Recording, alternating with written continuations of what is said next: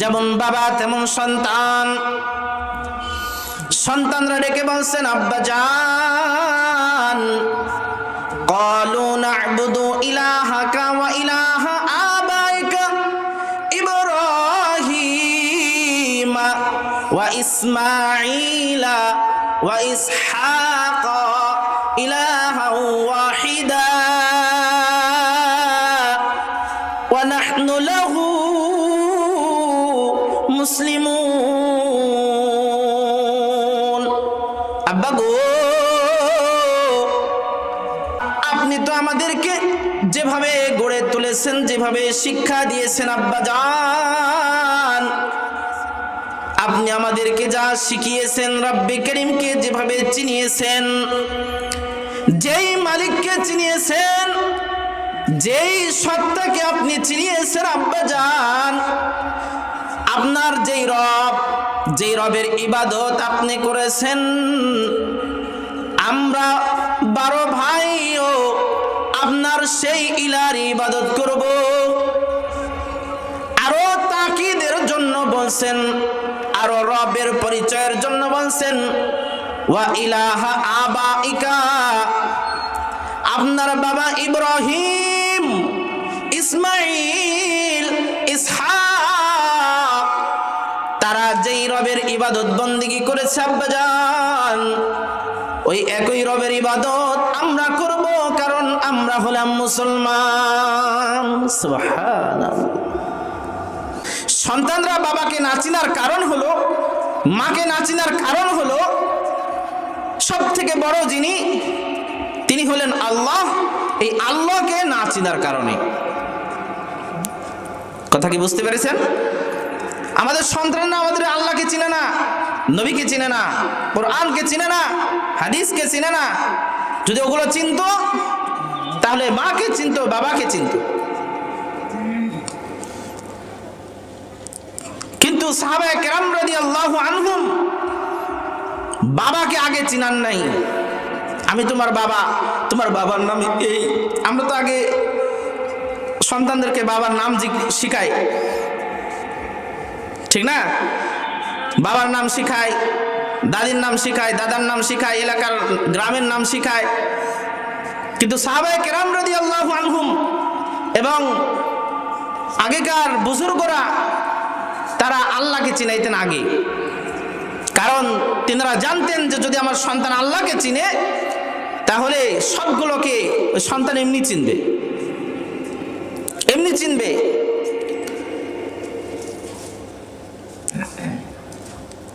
তাই তো বুজুর্গরা ওইভাবে চিনাইছেন।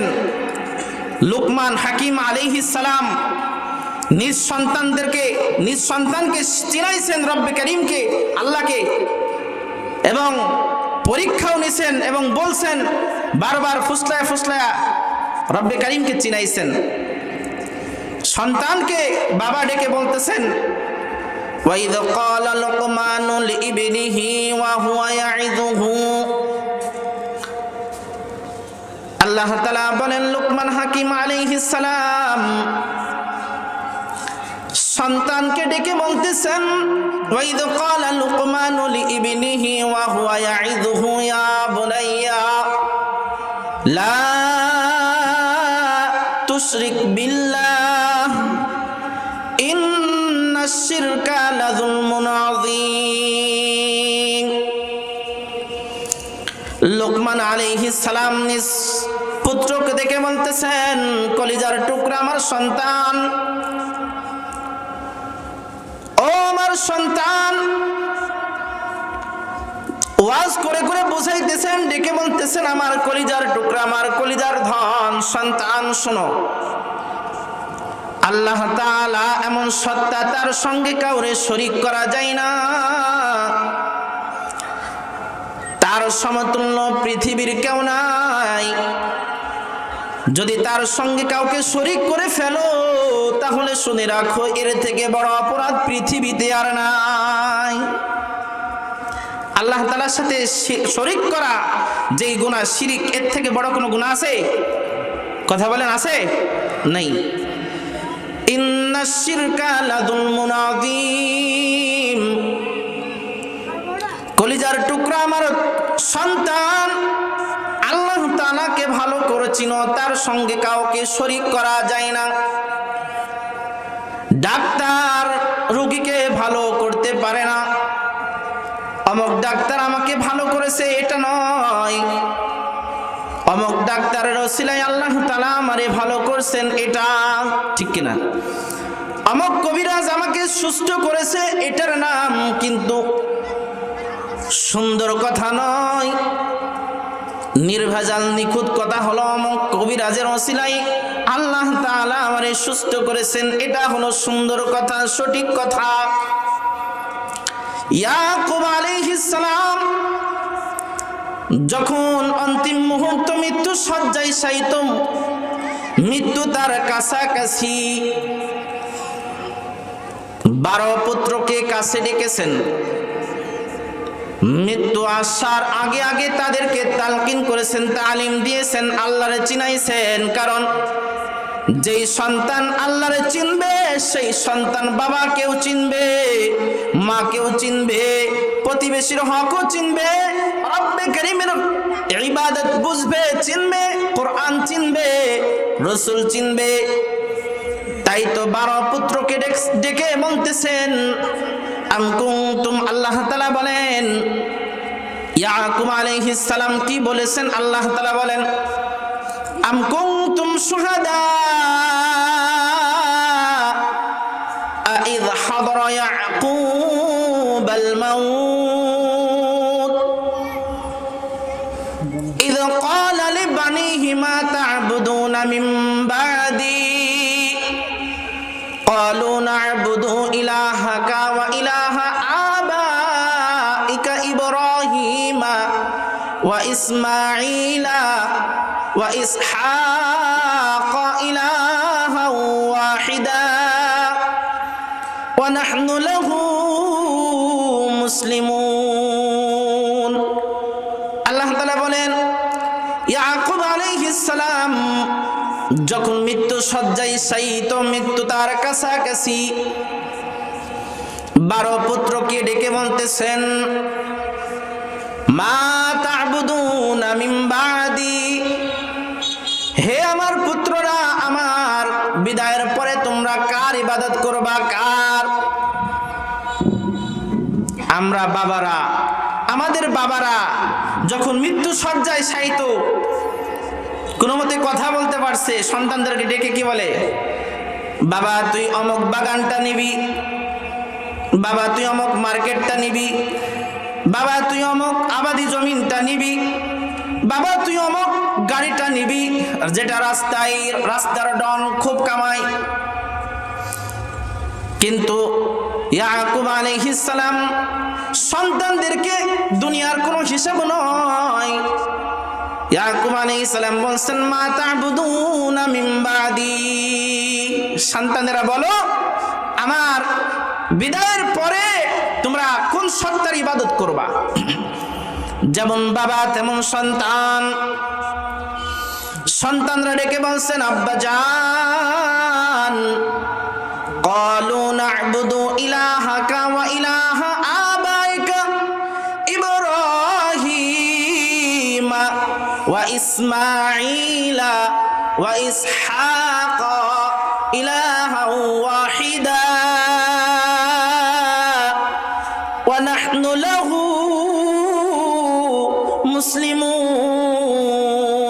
মুসলিমুন। আব্বা গো, আপনি তো আমাদেরকে যেভাবে গড়ে তুলেছেন, যেভাবে শিক্ষা দিয়েছেন আব্বা জান, আপনি আমাদেরকে যা শিখিয়েছেন, রব্বে করিমকে যেভাবে চিনিয়েছেন, যেই মালিককে চিনিয়েছেন, যেই সত্তাকে আপনি চিনিয়েছেন আব্বা জান, আপনার যেই রবের ইবাদত আপনি করেছেন, আমরা 12 ভাইও আপনার সেই ইলার ইবাদত করব। আরো তাকিদের জন্য বলছেন, আরো রবের পরিচয়ের জন্য বলছেন ওয়া ইলাহা আবাইকা, আপনার বাবা ইব্রাহিম, ইসমাইল, ইসহাক ইবাদত বন্দেগী করেছে আব্বাজান, ওই একই রবের ইবাদত আমরা করব, কারণ আমরা হলাম মুসলমান। সুবহানাল্লাহ। হযরত ইয়াকুব আলাইহিস সালাম এবার প্রশান্তি লাভ করেছে, কারণ হলো তিনি রবকে চিনাইতে পেরেছেন সন্তানদেরকে। বলে ওই বাবা পরিপূর্ণ উন্নতি লাভ করেছে।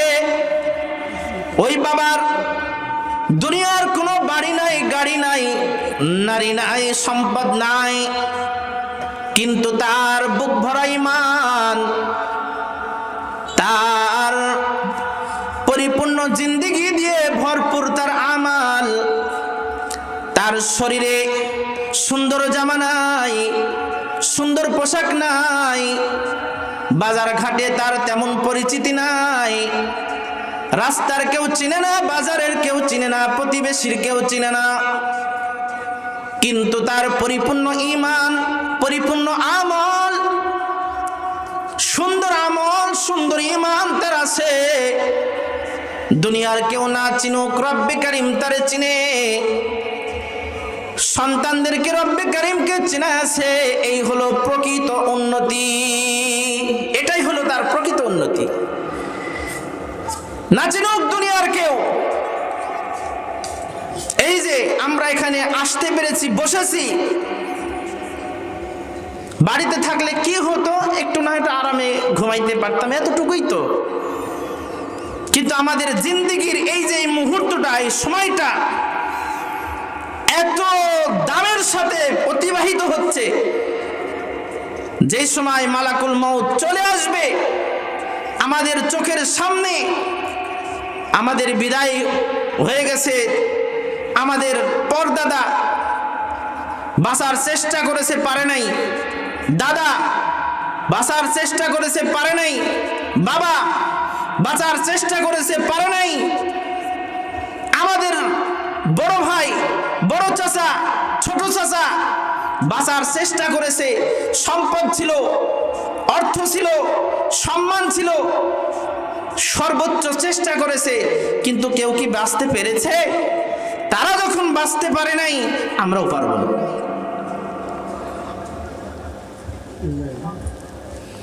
এজন্য মুহতারাম, প্রকৃত উন্নতি হলো আমাদের ঈমান তৈরি, আমল তৈরি। সন্তানাদি বড় আমানতের মধ্যে শ্রেষ্ঠ আমানত।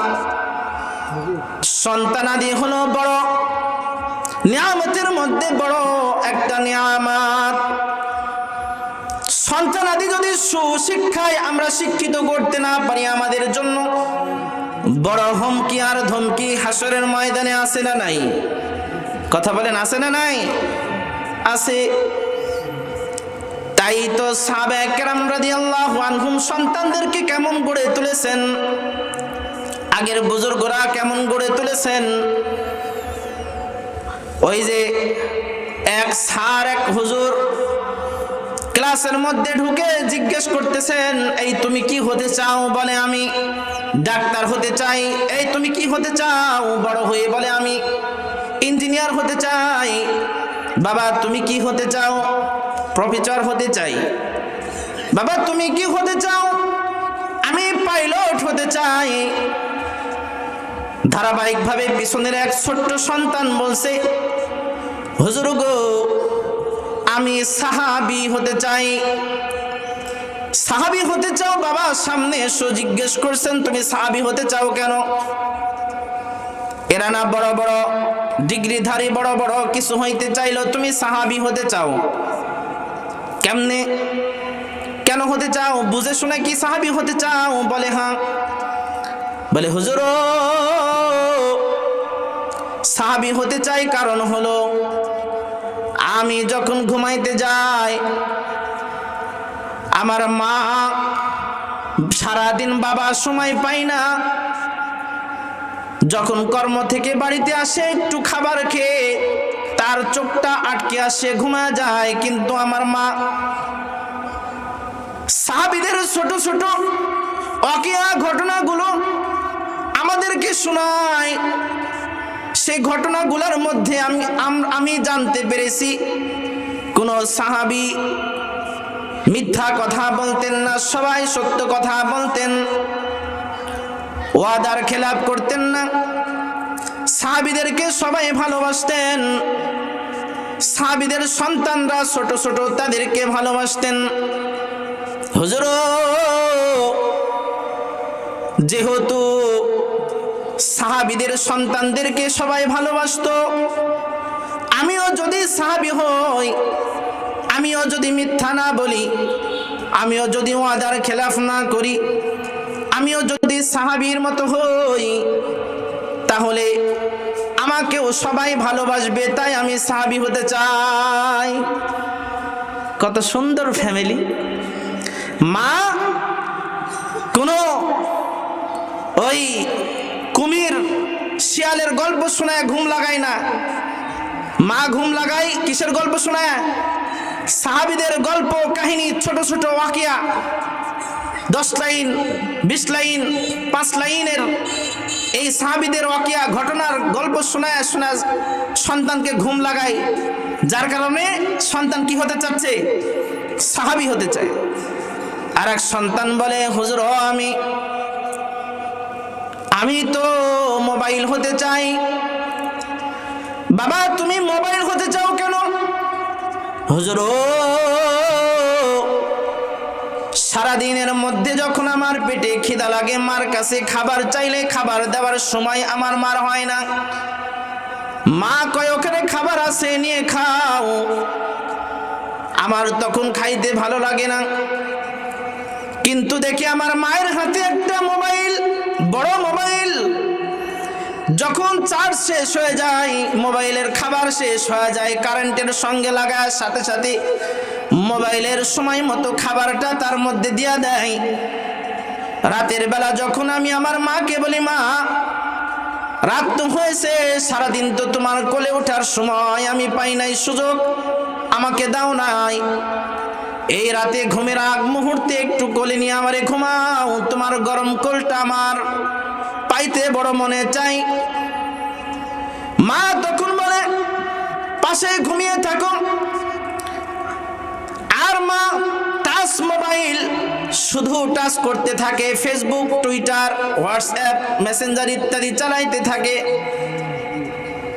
দেখি হুজুর, যখন আমার মার ঘুম ধরে তখন মোবাইলটা পাশেও রাখি না, তার বুকের উপরে রাইখা ঘুমা যায়।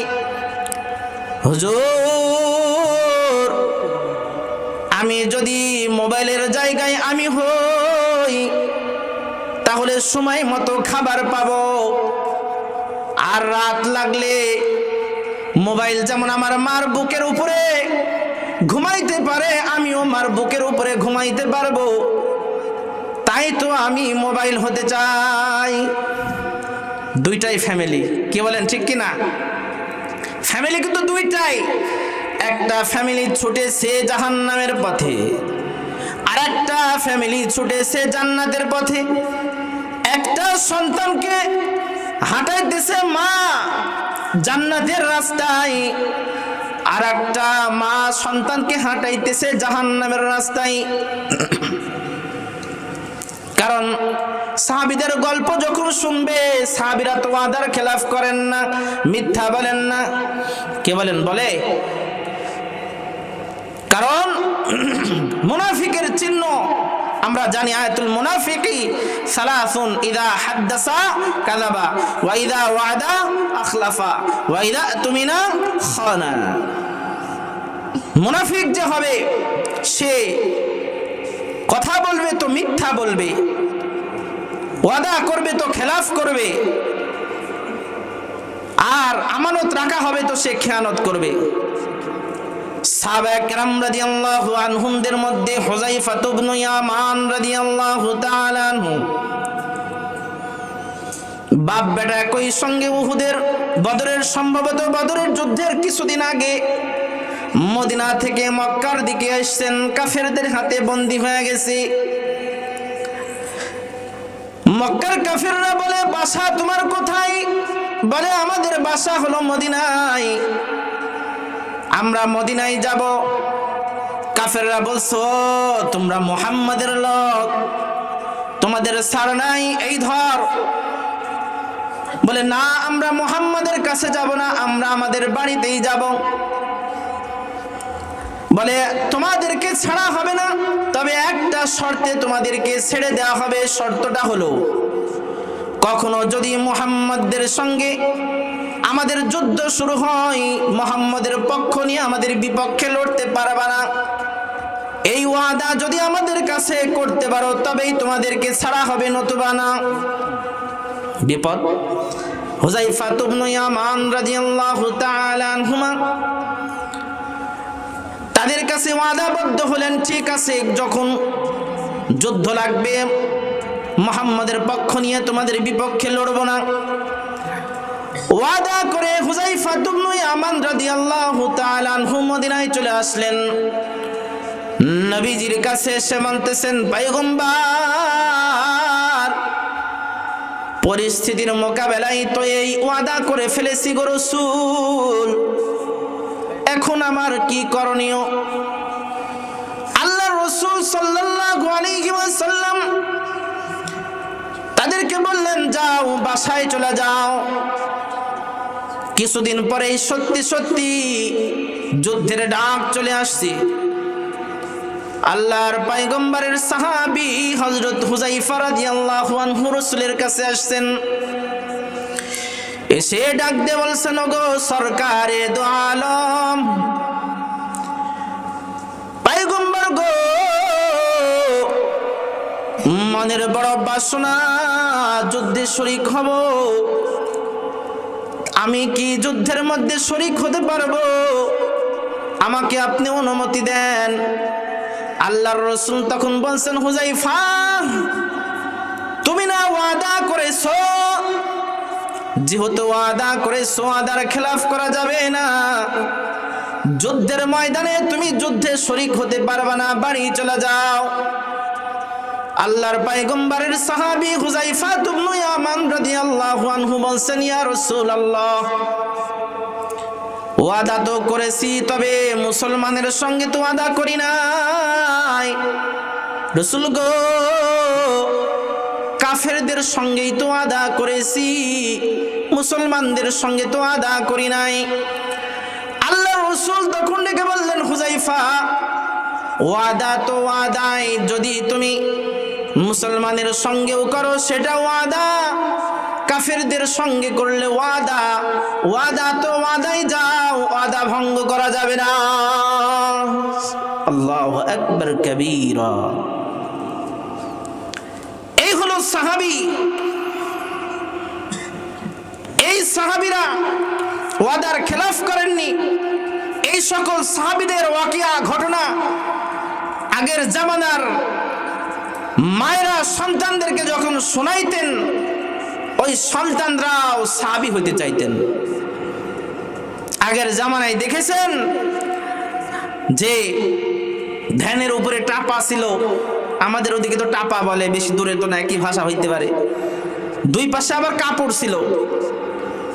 বিয়ের পরের, বিয়ের দিন হোক বা বিয়ের পরে তারা যাওয়া আসা করত। গরুর গাড়িতেও টাপা ছিল, কাপড় দিয়ে ঘেরা ছিল। কি বলেন, ঠিক কিনা? এত পর্দার সাথে সেই জামানায় চলছে। এক বুজুর্গ তার পুরা ফ্যামিলিদেরকে নিয়ে কোথাও যাইতেছেন, সবাই পর্দানসীন। রাস্তায় ডাকাত বেঁধে গেছে। ডাকাতরা যখন বলছে ধরছে, তখন ওই দলের মধ্যে যেই দাদা ছিল, বুজুর্গ দাদা, বলতেছেন, ভাই তোমরা শোনো, তোমরা আমাদের কাছ থেকে কি চাও? ডাকাতের লিডার বলতেছে যে তোমাদের কাছে যত স্বর্ণ, চাঁদি বা অন্যান্য অলংকার যেগুলো আছে সেগুলো আমরা চাই, টাকা পয়সা সেগুলো চাই। যদি আপোষে দাও দিতে পারো, আর নতুবা জোর করে আমরা নিয়ে নেব। বুজুর্গ বলছে, থামো, আমি সবার কাছ থেকে তোমার কাছে ওয়াদা করতেছি, সবার কাছ থেকে, তাদের কাছে যার কাছে যা আছে সবগুলো নিয়ে তোমার কাছে দিয়ে দিব, কারো কাছে একটা অলঙ্কারও থাকবে না, তবুও তোমরা আমাদের এই মেয়েদের গায়ে হাত দিও না, শরীরে হাত দিও না।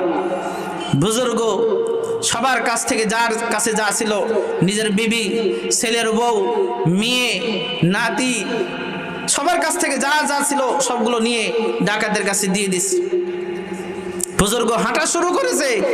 কিছু দূর যাওয়ার পরে আরেক নাতি বলতেছে, দাদা আমি তো ডাকাতদের ঠগায় দিয়েছি। কিভাবে? দাদা আমার গলার মালাটা কিন্তু আমি দিই নাই। দাদা বলতেছে, কই দাও তো দেখি, ভাই বোন দাও তো দেখি। তার ভাষায় ডাকছে, বলছে। যখন এই বুজুর্গ মালা নিয়েছে, মালা নিয়ে বলছে, তোমরা এখানে দাঁড়াও, আমি যেহেতু ওয়াদাবদ্ধ হয়েছে একটাও রাখবো না, আমি তাদেরকে দিয়ে আসি। এই দৌড়, পিছনের দিকে দৌড় শুরু করছে ডাকাতকে ধরার জন্য, দেওয়ার জন্য। ডাকাতরা মনে করছে যে এই তো মনে হয় লোকবল পাইছে, শক্তি পাইছে আমাদেরকে মারার জন্য মনে হয়। ডাকাতরা শক্তভাবে দাঁড়ায়, তলোয়ার খাপ থেকে বের করে মজবুত ভাবে দাঁড়াইছে। বুজুর্গ বলতেছে, দেখুন আমি লড়তে আসি নাই, আমার নাতনি একটু ভুল করে সে তার গলায় এই মালাটা রেখে দিয়েছে, এই যে তোমাকে দিয়ে দিলাম, এটা নিয়ে নাও। কারণ আমি তোমার কাছে ওয়াদাবদ্ধ হয়েছি যে কিছু কারো কাছে রাখবো না, সবগুলো তোমাকে স্বেচ্ছায় আপন ইচ্ছায় তোমাকে দিব। আমি যদি এটা নিয়ে যাই আর তোমাকে না দিই, তাহলে আমি তো ওয়াদার খেলাফকারী হয়ে গেলাম, আমি এটা করতে রাজি নাই, এইদিকে তোমাকে দিয়ে দিলাম। ডাকাতের দল যখন, লিডার যখন দেখছে যে কোনো এই মালাটা যদি নাও দিত তাহলে কিছু করার ছিল না, কিন্তু তার নামটা মুনাফিকের লিস্টে উঠে যাবে এই ভয়ে, এই ডরে, এই জাহান্নামের আযাবের ভয়ে এই বুজুর্গ দিতে আসছে। যদি তাদের জীবনও চলে, তাদের জীবনও যদি এইভাবে চলে ডাকাতি করা ছাড়া, তাহলে আমাদেরও চলবে। সঙ্গে সঙ্গে তওবা করে খাঁটি মুসলমান হয়ে গেছে। মুসলমান তো ছিল কিন্তু খাঁটি মুসলমান হয়ে গেছে, তওবা করে যে না, এই রাস্তায় আর থাকা যাবে না। মেরে মোহতারাম, দাদা যে নাতি থেকে এই মালাটা নিল,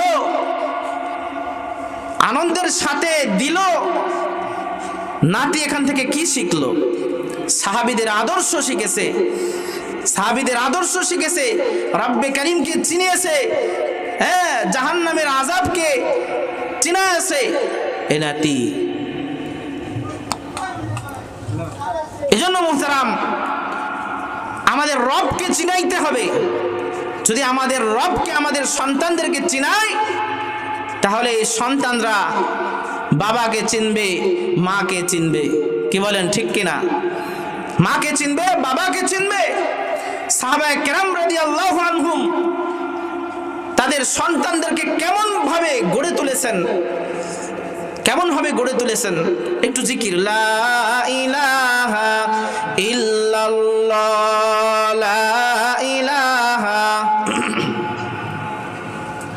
একটু জোরে বলেন, লা ইলাহা ইল্লাল্লাহ, লা ইলাহা। পাখির গানে গানে, হাওয়ার টানে টানে, পাখির গানে গানে, হাওয়ার টানে টানে, ওই নামেরই সুর শোনা যায়, ওই নামেরই সুর শোনা যায়, হইলে পাগল পারা, লা ইলাহা ইল্লাল্লাহ, লা ইলাহা। আল্লাহু আল্লাহু কি যে মধুর নাম, আল্লাহু